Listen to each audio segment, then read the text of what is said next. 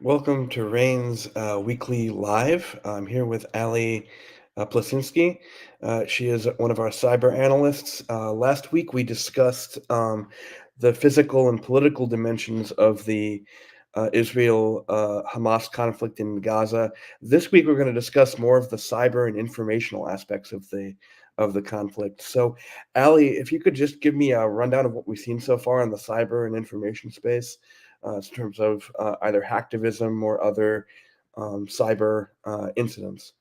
Yeah, absolutely. I guess I'll break it into sort of more of the cyber threat angle and then talk about some of the information aspects. And I think, it's obviously funny to speak about how the conflict has developed now and as opposed to what sort of some of the worst expectations were in the early days that, transparently cyber actually hasn't been as big of a component thus far as maybe some experts were worried about. I mean, over the last 2 weeks, we've seen a number of hacktivist groups that are both aligned with, you know, more of Israeli interests or very much against Israel and the West emerging and ramping up their activity. And these groups have ranged from actually more frequently Russian hacktivist groups like Anonymous Sudan and Killnet, which are fairly prominent groups that have attacked a number of Western targets throughout the last 2 years and during the course of the Russian-Ukrainian war. We've seen some of those groups target Israeli entities, including the Jerusalem Post, the newspaper outlet, was targeted through a distributed denial of service attack and was offline for a few days. And there's been other attacks that have attempted to target even critical infrastructure in Israel, for example, but the vast majority of them have been thwarted. Of course, Israel is very proficient in cyberspace and in cyber defense. And so, there is this sort of cyber dome that it reflects this Iron Dome idea of Israel's defense systems. And I know that Israel has attempted to get a number of civilians involved in cyber defense efforts. So by and large, there haven't been major disastrous cyber attacks in the theater of this conflict and this crisis.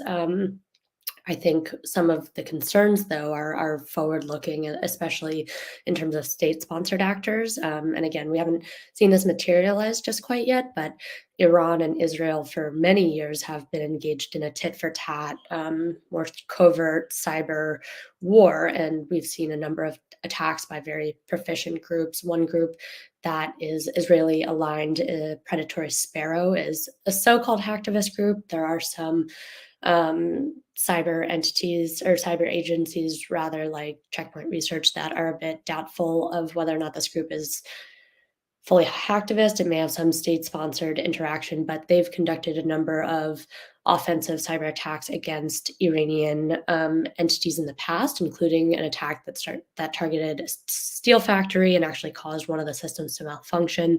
We've seen attacks against Iran's train and transport systems, and one attack that targeted their subsidized oil program. And so we have seen attacks that have caused major disruptions throughout Iran from the Israeli attack standpoint. We've also seen Iranian state-sponsored actors try and target, for example, Israel's water and sewage infrastructure. I believe that was in 2020, where they attempted to alter the chlorine levels, which of course would have made Israeli citizens sick if they had consumed it. The attack was thwarted, but you see that there's this precedent for malign activity, especially between these two states that have a very long history of animosity. Comparatively, within like the Gaza theater, of course, cyber I don't think has been as much of a component because, of course, electricity was cut very early, and this is always a component of warfare where physical kinetic activity often achieves and results faster than cyber sometimes. So again, I think what we're looking at is less so just the theater of Gaza itself when we talk about the cyber component of this conflict, but more so the broader Middle East region. And as you know, there are a number of other countries that have citizens and populations that have very strong feelings about what's going on. And so I think also not that we've seen this emerge quite yet, but there are, of course, other state-sponsored groups or hacktivists from these other countries that may get involved. Yeah, most of this is mostly for my information, but historically, I recall Hamas at least trying to at least invest somewhat in cyber capabilities. Um, I'm not sure if you have any updates recently as to what they are these days, but I Mhm. know the Israelis rather famously, I want to say it was either in the 2021 war or the 2014 conflict. It was probably 2021 when they actually physically struck a Hamas cyber, I guess, facility, for want of a better term, that was going to be Hamas, a base for Hamas cyber attacks. And I believe it marked the first time that a state used physical means to disrupt cyber threat. So, Yeah, um, it was funny because just a few days before the conflict first broke out, Microsoft actually published its sort of digital threat landscape report. I forget if it's annual or if it was the quarterly one, but it did bring up a group, a threat group whose activity we've seen that actually was believed to be Hamas linked, I believe.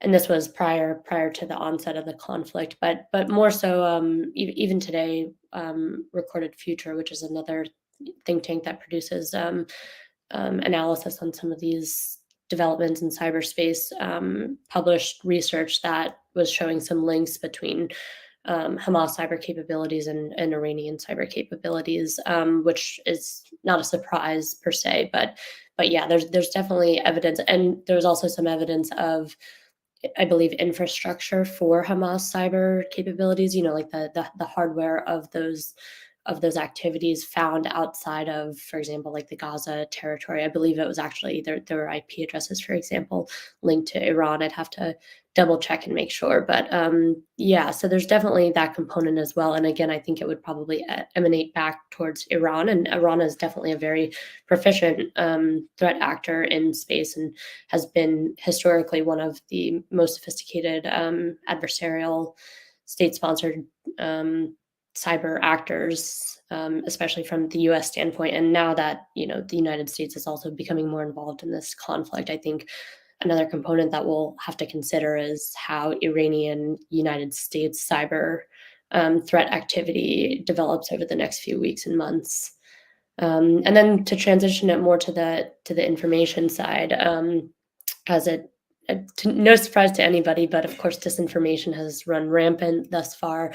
I know in the very early days on Twitter, X, and on other platforms, you saw a lot of videos that were from other events. For example, footage from a war in Syria. But even I know one video purported to show, I believe, Hamas soldiers torturing someone, and it was really video footage that was taken from somewhere in Guatemala. And so you just saw all these videos that were, you know, showing untrue footage of what was going on in this area proliferate on these platforms. And I know even Elon Musk himself endorsed information from one source that was inaccurate. And even though he took that post down later, it had attracted, I think, 11 million views. So there's multiple components of that as well. And a lot of these platforms have recently made cuts to various teams that handle mis and disinformation, especially X. So I think that this is definitely going to be a concern in the short term, because in addition to just misinformation, there's of course the aspect of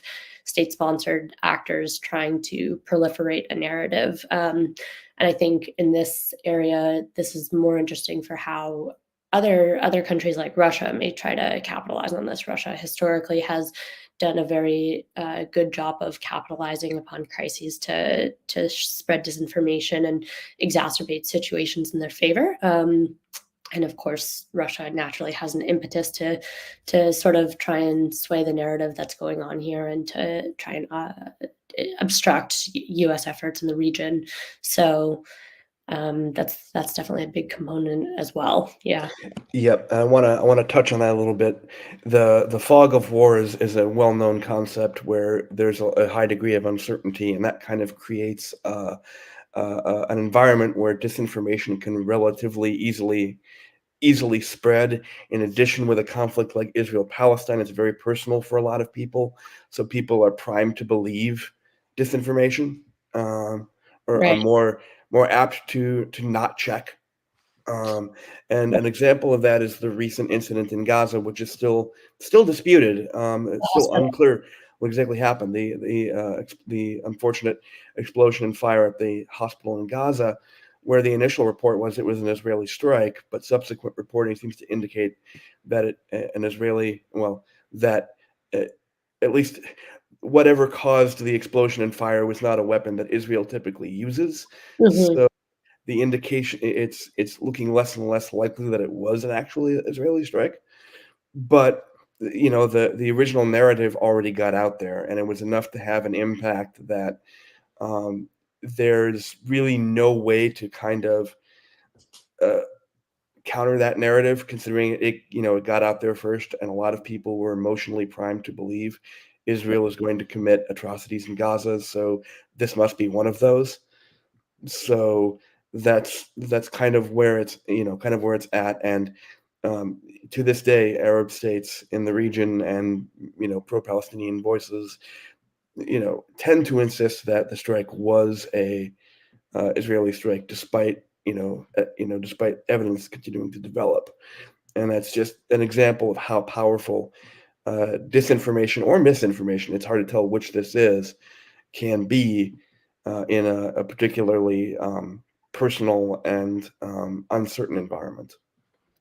Absolutely. I think the next few weeks will shed a lot of light on how these developments will unfold, and I think the cyber component will absolutely still be very interesting to keep an eye out on.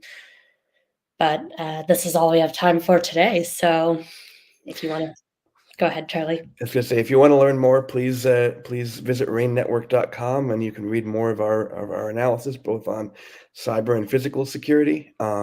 Thank you for joining us, and we'll be live again next week. Thank you, Allie. Thank you, Charlie.